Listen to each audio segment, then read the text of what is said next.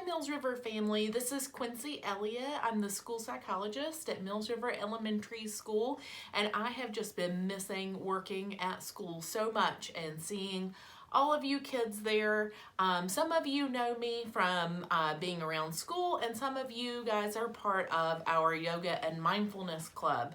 And so I wanted to give you a little video that you could watch at home that could help you with maybe some mindfulness activities. And I have these really cool cards called Mindfulness for Kids, 50 Mindfulness Activities for Kindness, Focus, and Calm. And I have the written expression from the publishing company, Barefoot Books. And you can see their website there where you can get more information to share these with you guys. So very cool. And these were written and illustrated by Whitney Stewart and Maya Braun.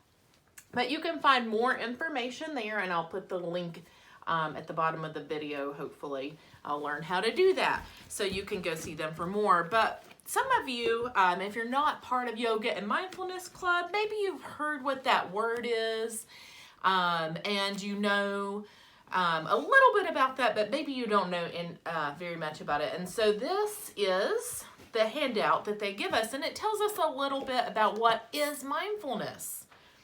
Raise your hand if you know what it means. I can't see you out there, but I know there are a lot of hands going up.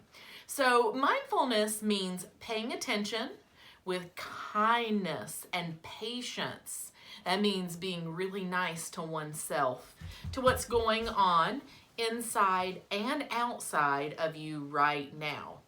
So there is a term that some people use called monkey mind, and that just kind of means that your mind is jumping around thinking about all different things. Maybe it's distracted, maybe it's upset. And the goal of mindfulness is just to kind of examine that monkey mind and maybe get it a little more calm. How do you become mindful? Well, you practice breathing, and focus your attention and your awareness and being patient when things get really hard. And right now, things are fairly different because, we're not at school, we're doing school from home, and that's really different. And some people can have a lot of different feelings about that. So you can use these cards here from the Mindfulness Kids and Barefoot Books to help you kind of think of different ways to be mindful, because a lot of people think mindfulness is just that sitting and meditation, and that's not all it is. You can do a bunch of different activities to be mindful. So one person asks, what if I feel bored or frustrated with being mindful? Well, mindfulness is like anything else. It's something you have to practice. It's something you have to practice, and sometimes we start out with little bits of it, and we practice, and we get a little more and a little more. It's not uncommon to have your mind wander when you're trying to focus. So it's okay, just say, hey, mind, you're wandering a little bit. What were we supposed to be thinking about? And get back on that, and that is okay. What if you start to feel uncomfortable when you're doing mindfulness, or even some of you who do yoga? What if you feel uncomfortable? Well, get back into a comfortable position. It's supposed to feel good. It's not supposed to hurt, and it's not supposed to be super uncomfortable. Always stop if you feel pain. That's really important to remember. Let's talk about what a mindful breath is, because that's kind of the center of mindfulness, is taking deep breaths and making sure you're being mindful.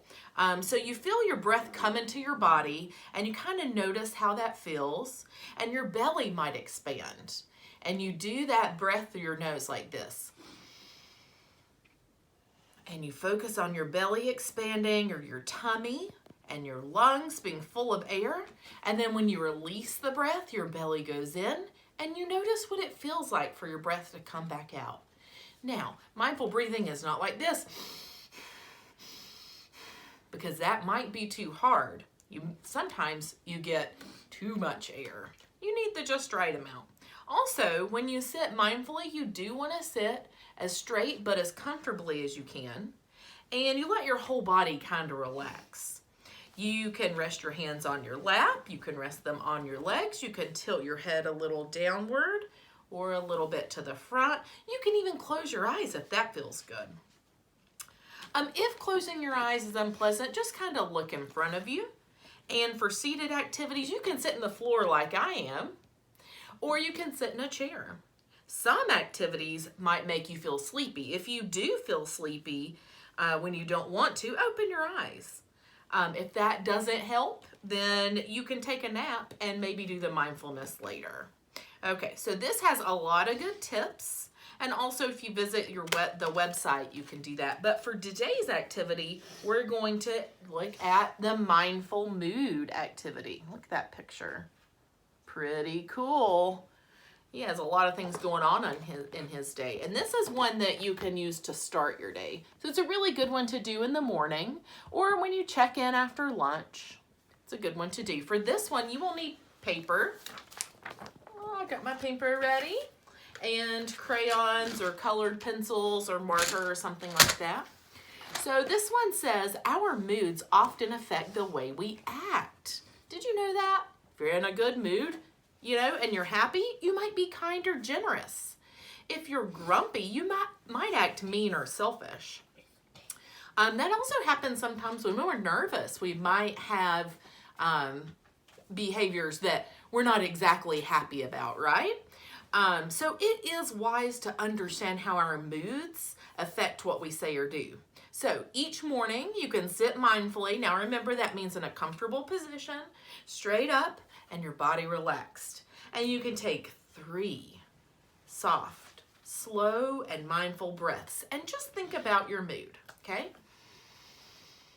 We can do that now. 1,